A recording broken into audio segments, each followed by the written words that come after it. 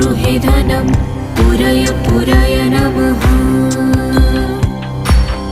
ॐ ह्रीं श्रीं क्लीं श्रीं कुबेराय अष्टलक्ष्मी मम गृहे धनं पुरय पुरय नमः।